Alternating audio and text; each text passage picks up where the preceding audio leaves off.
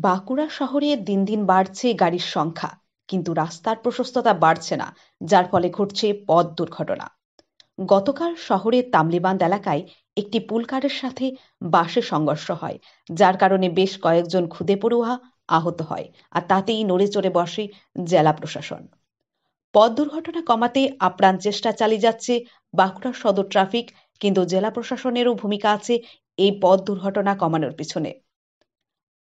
বাঁকুড়া ভৈরব এলাকাতে দেখা গেল বাঁকুড়া সদর ট্রাফিক ও জেলা পরিবহন দপ্তরের আধিকারিকরা যৌথ অভিযান চালায়।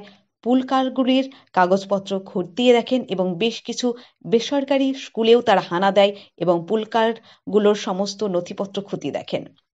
এ বিষয়ে বাঁকুড়া জেলা পরিবহন দপ্তরের আধিকারিক বাঁকুড়া এক্সপ্রেস টিভির মুখোমুখি হয়ে কি বললেন, শোনাবো সেই বিস্তারিত ঘটনা।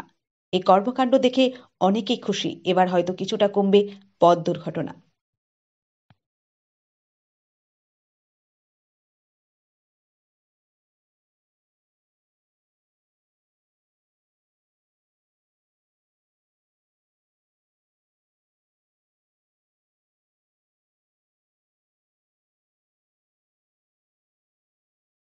নতুন করে কিছু নেই, আমরা সবসময় আসি।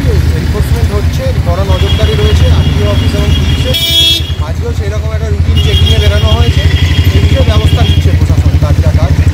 বা যে প্রাইভেট গাড়িগুলো যেগুলো রয়েছে এগুলো তো অ্যাকচুয়ালি কমার্শিয়াল চালানো উচিত। আপনার কি এগুলোকে এগুলোর জন্য একটা শিবির করা হচ্ছে, বলা হয়েছে খুব দ্রুত এই বিষয়ে ব্যবস্থা নেওয়া হবে। ব্যবস্থা নেওয়া?